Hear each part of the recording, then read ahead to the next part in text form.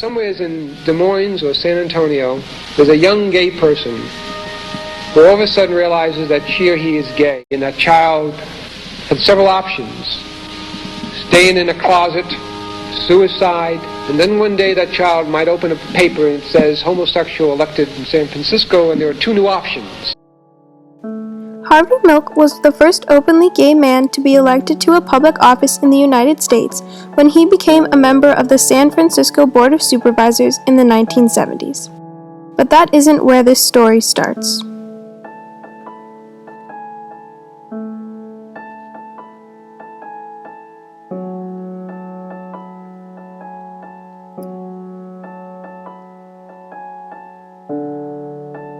After World War II, the political and social climate of opinion shifted greatly towards favoring conservative and conformist ideals. Anyone associated with homosexuality had a target on their back. The American Psychiatric Association declared that homosexuality was a sociopathic personality disturbance. Cures for this so-called disorder included castration, lobotomy, and electroshock therapy.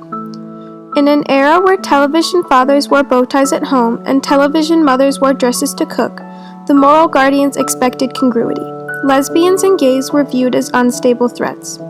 Joseph McCarthy, most well known for his involvement in the Red Scare, was also instrumental in the issuing of Executive Order 10450 in 1953, which banned the employment by the government of sexual perverts, on the basis that homosexuals were unstable and therefore a security risk. Eventually, this exclusion covered 20% of the American workforce. The homosexual community was on the rise, and their anger was too. This is shown in the Stonewall riots, which were to many a great exciting point for the American gay rights movement. In 1969, after the Liquor Authority in New York prohibited serving homosexual customers on the basis that they were disorderly, a disturbance erupted at a popular gay bar, the Stonewall Inn, which was often stormed by police officers in an attempt to expunge the area of sexual deviance. On the night of June 28th, the bar was again raided by the police. But this time, the furious gay youth confronted the officers in the streets. This event led to a riot lasting 3 days. While the after effects of the war were not so pleasant for homosexuals in America, the time during World War II and the Korean War gave straight and gay men alike the favorable circumstances to leave their homes and go to fight and live in the presence of other men. But the war was over and the men were home, and commonly throughout the United States, those belonging to the LGBT community weren't safe. To be young and realize you were gay in the 1970s was to await an adulthood encumbered with dim career prospects, fake wedding rings, and darkened bar windows.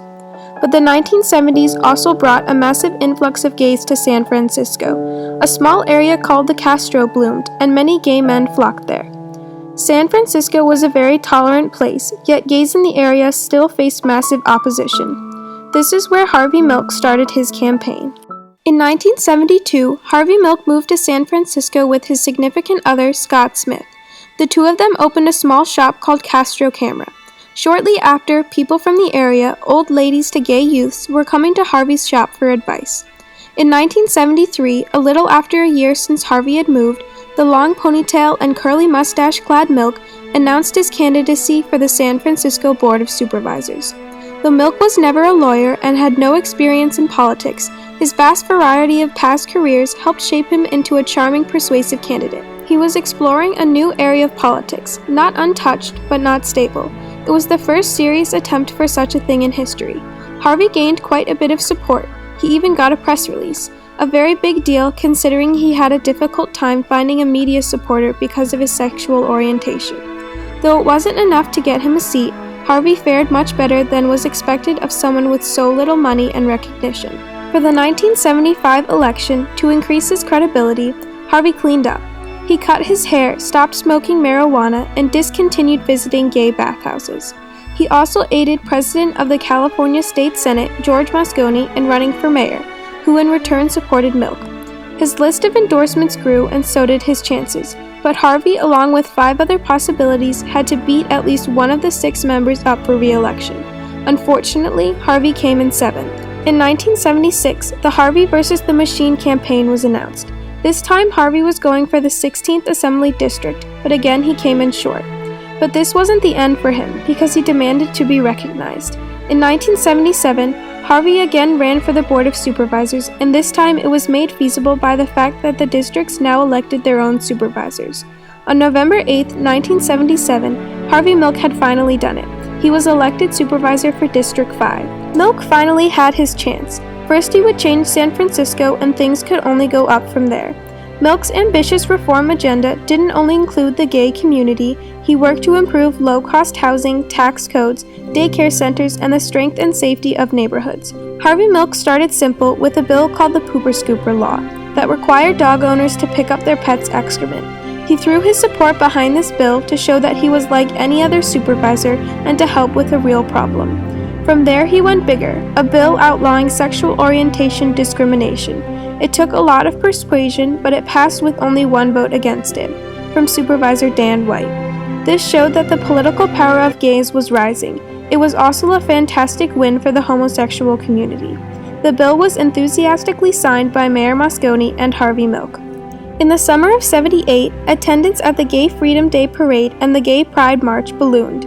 Participants were asked to carry signs distinguishing where they came from to show how far they had risen to make it to the Castro.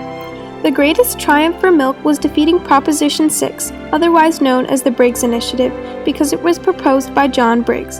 The proposition, had it passed, would have made it legal to fire not only gay teachers, but any member of a public school staff that supported gay rights. Briggs argued that because homosexual couples couldn't reproduce, they were invading the public school system and brainwashing the students and recruiting them for the homosexual cause. Milk countered with the statistic that a majority of pedophiles were heterosexuals, and jokes like, if it were true that children mimicked their teachers, you'd sure have a hell of a lot more nuns running around. Harvey urged people to come out or reveal their homosexuality to their family and to their employers. He had an ever-increasing amount of followers and was able to shut down the dreaded Briggs Initiative. But like many good things, Harvey's time in office didn't last. On November 27, 1978, a former firefighter, police officer, and county supervisor of the city of San Francisco, Dan White, bypassed the security of San Francisco City Hall by entering through a basement window. White made his way to Mayor George Moscone's and Harvey Milk's offices and shot and killed them both. The devastated city fell into a deep state of mourning. By the evening, thousands of people marched down Market Street and then convened for a candlelight vigil in remembrance of the two deaths. 5 months later, Dan White was sentenced to a mere 7 years in prison, though he only served 5 on account of good behavior. His attorney argued what has become known as the Twinkie defense, which testified that White had been so stimulated by the large consumption of sugars the night before the murder that he could not be held accountable for his actions.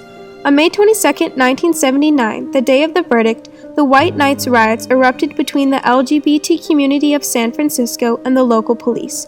Over $1 million of damage was done to City Hall and police vehicles. Even Milk had anticipated the opposition to his place on the Board of Supervisors.